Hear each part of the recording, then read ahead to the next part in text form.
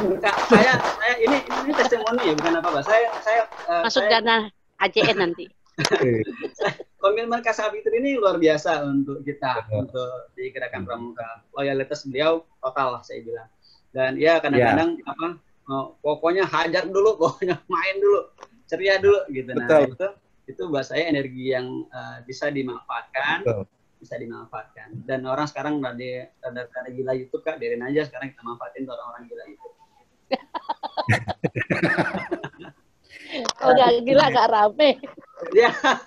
Nggak ada Kak Fitri itu nggak rame. Jadi kalau ada Kak Fitri itu udah ada aja ini. Hancur. Hancur udah pokoknya. Tapi which is itu yang tetap bisa. Saya kalau diadu sama Kak Fitri nyerah, bener saya nyerah.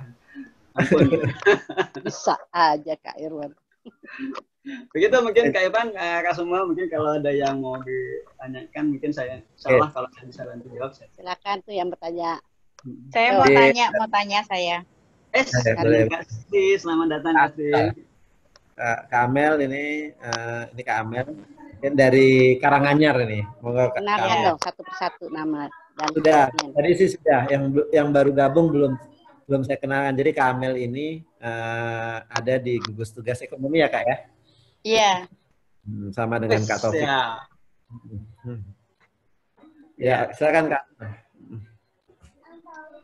Itu ada batasan usia nggak Kak untuk untuk gabung di sebuah gugus depan? Oke. Soalnya kan usia kita udah lumayan nih ya. Ini nih. Jangan usia. Udah berapa sih umurnya yang masalah umur itu. Masih tipikal. Masalah cucunya, dia udah punya cucu. 28 kayaknya ini masih segar-segar ini.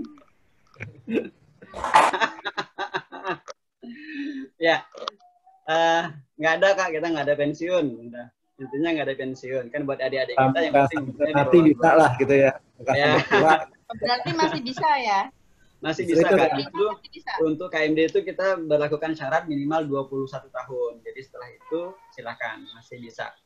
Masih bisa. Ya. Senang 21 tahun. KMD masih bisa. Bisa. Boleh. Khawatir. Udah punya cucu juga boleh ikut. Iya. Nah, ini mungkin biar update lagi ya Kak. Tadi mungkin Kak Amel, Kak Desi yang belum baru gabung. Jadi kita memang ada wacana untuk membentuk Gus Depan sendiri. Jadi Gus Depan AJN 86 lah intinya begitu. Ya. Yang nanti itu menjadi Gus Depan yang bukan berbasis sekolah tapi berbasis teritori. Atau kita punya pangkalan tempat tertentu untuk menjadi pusat dari Gus Depan kita. Ya. Nah Gus Depan ini ya itu tadi sebenarnya kan idenya adalah bagaimana dengan kekuatan yang kita miliki bersama. Jadi ada yang tadi yang disampaikan, ada yang jago konten kreatif, ada yang kayak Kak Fitri yang suka ya istilahnya yang ceria dan punya semangat tinggi. Terus ada juga yang punya profesi di berbagai tempat. Ada yang umur. Iya, ada yang office boy kayak saya misalnya gitu kan. Nah itu siapa tahu bisa digabung untuk membentuk satu sesuatu lah yang bisa berguna buat pramuka gitu. Nah, itu tadi kita bicara gimana syarat-syaratnya. Ternyata syaratnya juga nggak terlalu sulit ya Kak ya. Cuma ada 4 tadi ya. Dasarnya kan 4, ada pesertanya, itu ada pembinanya. Kalau mau cari pembina yang sudah KMD juga ada Kak Fitri di situ. Dan, tapi balik lagi adalah kita kan pengen juga melaksanakan apa yang dulu pernah kita bicarakan. Ini Kak Dian hilang ya kayaknya. Oh ya Kak Dian hilang. Kuotanya habis kali. Jadi kita kemarin memang sempat gimana kalau kita semua terutama pengurus itu ikut KMD deh gitu. Nah, kenapa ya? Karena supaya bisa balik lagi ilmu pramukanya itu bisa muncul lagi gitu, bisa refresh lah paling enggak. Nah, itu yang kira-kira seperti itu. Nah, mungkin ada pertanyaan lagi nggak kakak-kakak yang lain? Tadi tidak disebutkan ya jumlah peserta didiknya ada berapa gitu, minimal 10 apa 12 gitu. Minimum peserta didik berapa Kak? Tadi Kak Irwan. Sebenarnya tidak ada disebutkan ya jumlah minimum, cuma paling tidak setiap satuan golongan baik siaga, penggalang, penegak ataupun pandega. Mungkin tidak harus lengkap juga, karena memang untuk mendirikan gugus depan lengkap itu agak cukup sulit ya. Mungkin kakak bisa konsentrasi di siaga dan penggalang dulu. Masing-masing itu dapat 1 barung putra, 1 barung putri, atau 1 regu putra, 1 regu putri, minimal 4 orang pun sudah bisa per regu atau per barung. 4, 6 atau 8, lebih baik kan 8 lengkapnya. Jadi itu sudah bisa untuk mendirikan gugus depan. Nah. Selamat bergabung Kak Ahmad. Kak Ahmad Beckham ini salah satu healer ya. Jagoan Beckham, kalau Kak Irwan pengen Beckham itu ada ahlinya nih. Habis corona daftar Kak. Ya. Nah, Kak Ahmad Beckham ini juga ya mungkin bisa menggunakan satu saat nanti bisa menggunakan wadah dari gugus depan ini untuk memberikan ya ilmunya di dalam kegerakan kepramukaan. Iya. Mohon izin Kak, saya melihat potensi yang besar sekali dari pertama karena motivasinya lahir dari dalam. Jadi kalau gugus depan kita yang berpangkalan di sekolah ini kan karena kewajiban kurikulum. Mereka akhirnya memaksakan diri untuk menyelenggarakan gugus depan. Pada dasarnya nggak ada suka-sukanya sama pramuka. Cuma berhubung kalau nggak masuk pramuka, kinerjanya turun, jadi ya mereka akhirnya mengaktifkan diri lah. Kalau kemudian ada pihak yang dari dasar hatinya memang kepengen mendirikan gugus depan lagi, itu buat saya luar biasa. Dan kreasi dari gugus depan yang non sekolah, non pangkalan sekolah ini saya yakin bisa lebih liar, lebih banyak, gitu, lebih variatif. Karena batasan-batasan formal sekolah sudah nggak ada lagi. Iya. Pendekatan pembinanya juga bisa berbeda. Betul. Pendekatan pembinaan juga berbeda karena khasnya kalau ini antara siswa dengan guru, ini kan memang orang tua. Antara orang tua. Kemudian latar belakang profesi yang berbeda-beda. Kalau adik-adik kita di gugus depan, itu narasumber dari luar kepramukaan itu minim sekali. Karena mungkin beberapa gugus depan mikir, waduh, kalau kita ngedatengin dokter berapa ya biayanya ya. Walaupun mungkin dokternya juga nggak butuh-butuh banget ya. Cuma dikasih 200.000 buat dia praktek sekali juga selesai gitu. Praktek nggak satu pasien juga selesai itu. Cuma buat gugus depan itu masih berat. Nah, sementara kakak-kakak dengan latar belakang pekerjaan yang berbeda-beda, jaringan yang luar biasa besar, saya yakin itu bisa bikin tiket untuk minggu ini latihannya ini dengan kakak ini, besok kakak itu lagi. Jadi kalau digilir paling 1 orang bisa ketemu latihan cuma sekali dalam waktu 2 atau 3 bulan. Saya yakin itu dengan sukarela kakak-kakak yang punya kemampuan spesial tadi senang sekali bisa mendampingi latihan adik-adik kita. Ya itu ini sudah bergabung juga Kak Irwan, ada Kak Lucy. Kak Lucy ini masih aktif di pendidikan. Nggak tahu nih Kak Lucy ini masih membina pramuka atau enggak nih? Walaupun ya selama ini banyak juga membina tuh waktu itu Kak Lucy. Artinya dia banyak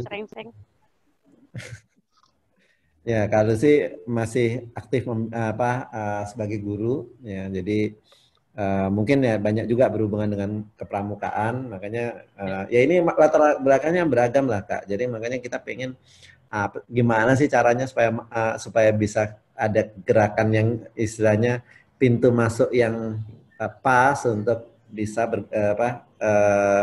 berkontribusi di gerakan kepramukaan. Karena salah satu misi kita di organisasi adalah bagaimana kita mengembalikan, misalnya bukan mengembalikan ya, kita ini menjadi seperti sekarang ini kan salah satunya buah juga dari kegiatan gerakan kepramukaan. Nah, sudah saatnya kita balas jasa nih ke gerakan kepramukaan. Udah bisa membuat kita disiplin, dan kita bisa membuat kita sampai seperti ini. Nah ini gimana caranya ya? Ini yang dari kemarin tuh belum ketemu. Sampai akhirnya kita coba apa memang betul kita perlu bikin gugus depan. Nah ini kita makanya kenapa kita bertemu malam ini. Ya kalau sih mungkin ada pertanyaan nggak dari sisi ini? Jadi nggak ada. Ada. Ikut aja dulu, ngikut. Ya prinsipnya tadi ya kita coba alternatif. Apakah kita bisa membuat gugus depan yang mandiri, yang sendiri, yang berbasis pangkalan atau teritori, dan lebih misalnya ya warna kita tuh akan lebih beragam ketimbang gugus depan berbasis sekolah. Kira-kira gambarannya seperti itu. Iya. gugus depan unggulan, Kak? Ya, insya Allah lah. Pasti kita pengen jadi gugus depan unggulan lah. Insya Allah.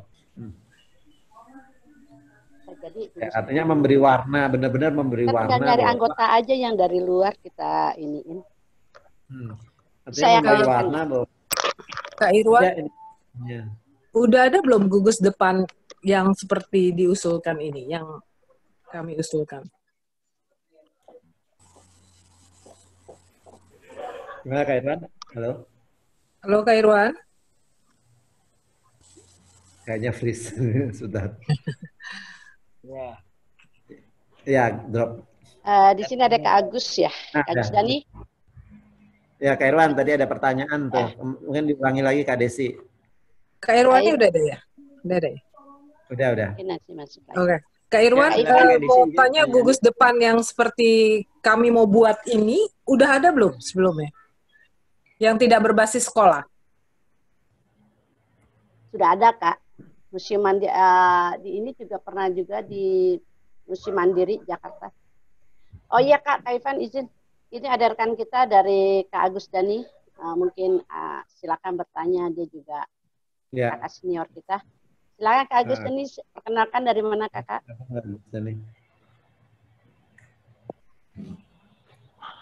Tadi saya mood kayaknya mood ya, masih ya. Dengar ya? Ya, oke. Terima kasih Kak. Ini saya sampaikan juga kaitannya dengan kakak yang akan mendirikan gugus depan teritorial. Itu namanya gugus depan teritorial. Yang akan bentuk itu saya melihatnya gugus depan teritorial karena gugus depan yang berbasis sekolah itu kan tidak mungkin. Betul Kak ya? Ya. Jadi Betul. intinya yang disampaikan Kak Irfan itu tadi sudah pas semua. Jadi yang disampaikan Kak Irfan itu sudah sesuai dengan aturan yang ada. Jadi kalau kakak ingin mewadahi daripada kegiatan itu, maka kakak akan membentuk yang dipersyaratkan oleh Kak Irfan tadi. Kemudian kakak tidak usah membuat izin dulu, tetapi kakak sudah harus mulai bergerak. Jadi berkumpul dulu.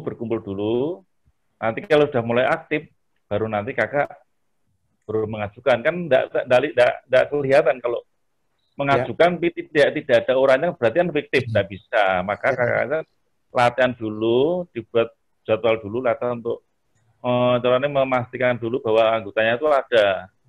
Gugus depan itu rata-rata baru 5 tahun itu baru bisa mengajukan, karena dilihat dari keaktifan.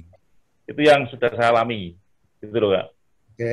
Jadi tidak mungkin kita langsung mendirikan langsung izin itu tidak bisa, karena semacam sekolahan yang berdiri paling tidak kan menerima murid kelas 1 dulu. Ya. Dan kelas 2, kelas 3. Nah, pada waktu mau kelulusan mungkin mengajukan izin supaya diakui lah. Jadi kalau kakak tidak mengadakan kegiatan dulu, maka kan tidak mungkin, gitu loh. Itu yang sudah saya alami. Jadi kami mengadakan perkumpulan dulu, minimal melaporkan kita punya gugus depan persiapan.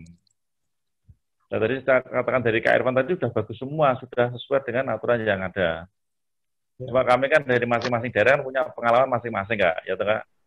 Punya pengalaman masing-masing yang tidak sama dengan DKI. Kalau DKI mungkin luas, mungkin terlalu kalau di daerah-daerah kan berbeda. Ya. Berbeda kebijakan, berbeda daripada situasi mungkin diperlukan tidak. Kalau Jakarta mungkin sudah banyak gugus depan kan mungkin itu ngapain gitu loh kan gitu. Gitu aja. Sementara gitu aja, nanti kalau mau menyampaikan silakan saya tanggapi nanti sesuai dengan kemampuan saya. Ini saya sama juga masih belajar, karena kan kalau kami sudah mendirikan gugus depan teritorial tahun 92. Kita sudah ada 25 tahun lah. Kami sendiri, saya masih muda pada saat itu mendirikan gugus depan, sampaikan di Partai Ranting, dan kalau lomba di kuartir tingkat daerah, kami akan menyuplai daripada lomba kuartir itu, karena satu gugus depan yang ada di kuartir cabang itu nilainya 100.